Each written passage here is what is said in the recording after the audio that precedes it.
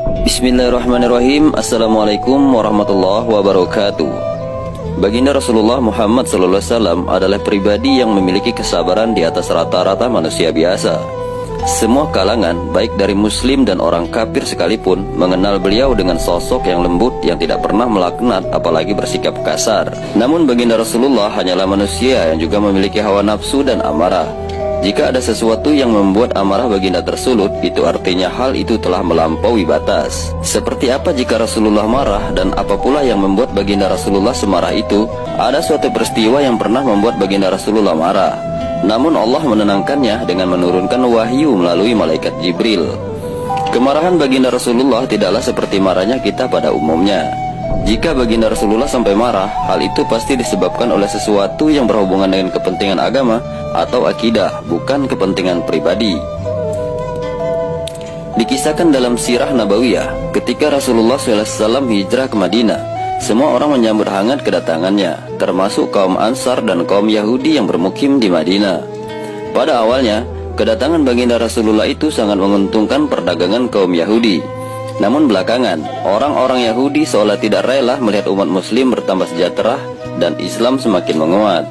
Apalagi setelah mendengar seseorang nabi yang datang itu bukanlah dari bangsa mereka. Puncaknya ketika seorang pendeta Yahudi bernama Abdullah bin Salam memeluk Islam. Hal itu sangat mengejutkan kaum Yahudi saat itu.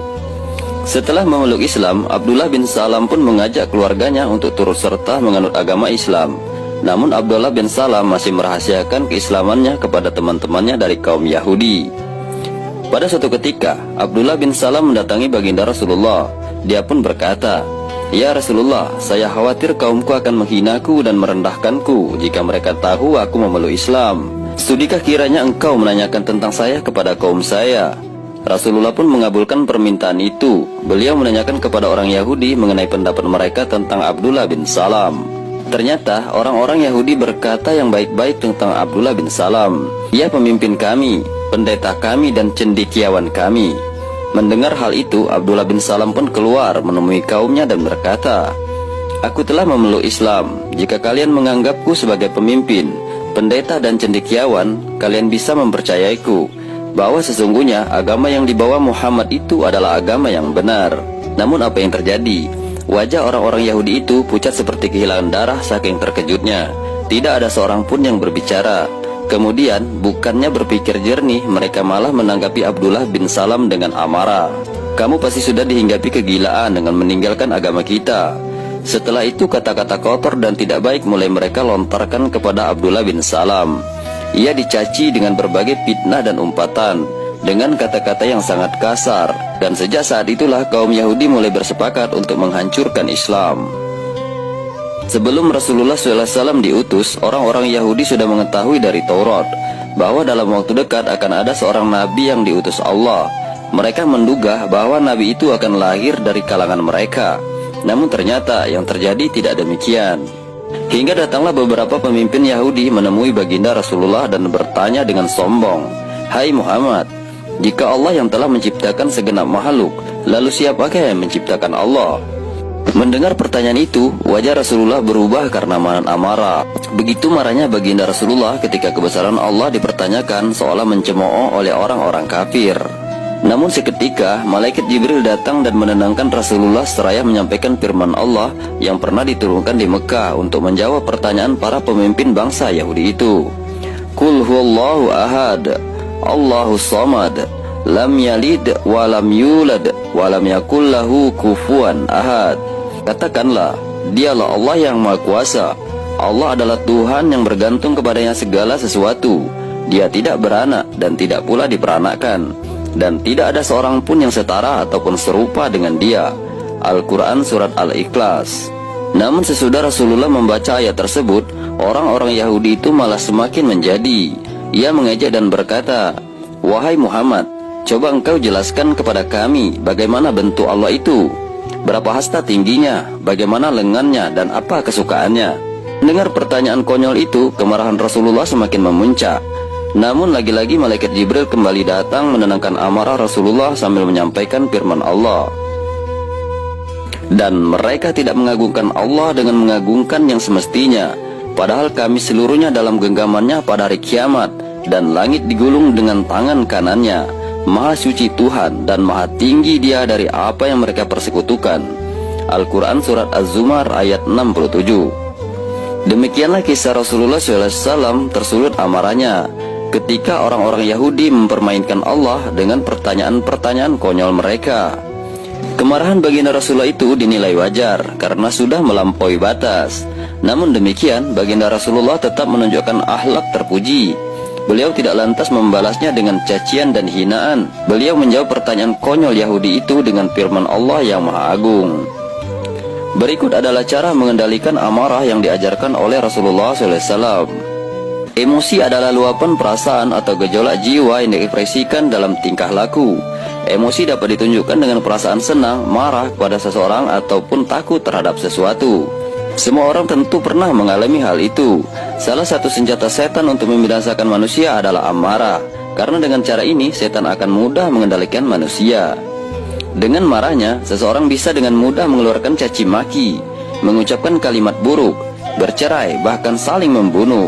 Pantas jika marah adalah luapan emosi yang sangat dibenci oleh Allah Subhanahu wa taala.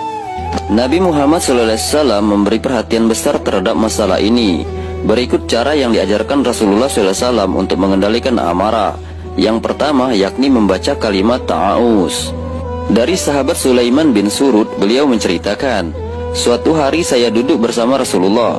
Ketika itu ada dua orang yang saling memaki. Salah satunya telah marah, wajahnya dan urat lehernya memuncak. Kemudian Rasulullah bersabda, sungguh saya mengetahui ada satu kalimat pendek jika dibaca oleh orang ini marahnya akan hilang, yaitu dengan membaca ta'awuz.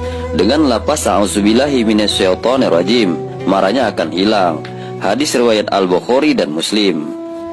Yang kedua, berusahalah diam dan jaga lisan, karena hal itu merupakan perbuatan mulia dan salah satu cara untuk mengantisipasi tersulutnya amarah. Dari Ibnu Abbas, Rasulullah SAW bersabda, jika kalian marah, diamlah. Hadis riwayat Ahmad dan Suaib Al-Aranud.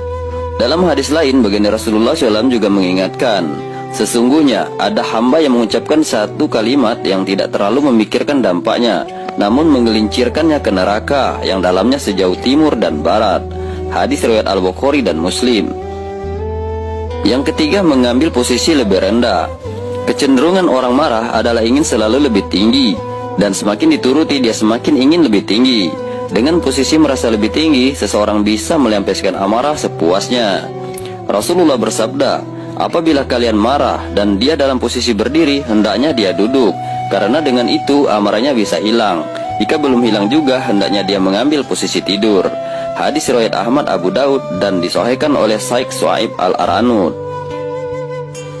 Yang keempat, Rasulullah SAW bersabda, siapa yang berusaha menahan amarahnya, maka ia akan Allah panggil di hadapan seluruh makhluk pada hari kiamat, sampai Allah menyuruhnya untuk memilih bidadari yang dia kehendaki. Hadis riwayat Abu Daud, Tirmizi. Yang kelima, segeralah berwudu atau mandi. Marah itu datangnya dari setan, dan setan diciptakan dari api. Maka orang yang marah dianjurkan berwudu atau mandi untuk memadamkan amarahnya. Baginda Rasulullah SAW bersabda, sesungguhnya mereka itu dari setan, dan setan diciptakan dari api, dan api bisa dipadamkan dengan air. Apabila kalian marah, hendaknya dia berwudu. Hadis riwayat Ahmad dan Abu Daud. Sahabat inspirasi dan dakwah yang beriman, demikianlah kisah Rasulullah SAW yang marah kepada Yahudi, dan bagaimana cara menahan amarah yang diajarkan oleh baginda Rasulullah Muhammad SAW. Jika video ini dirasa bermanfaat, silakan like, komen, dan share, agar saudara kita seiman yang lainnya akan mendapatkan manfaat yang sama. Mohon maaf atas segala kekurangan, karena yang salah bersumber dari kami, dan yang benar serta bermanfaat hanya datangnya dari Allah Subhanahu wa Ta'ala. Terima kasih telah menonton. Assalamualaikum warahmatullahi wabarakatuh.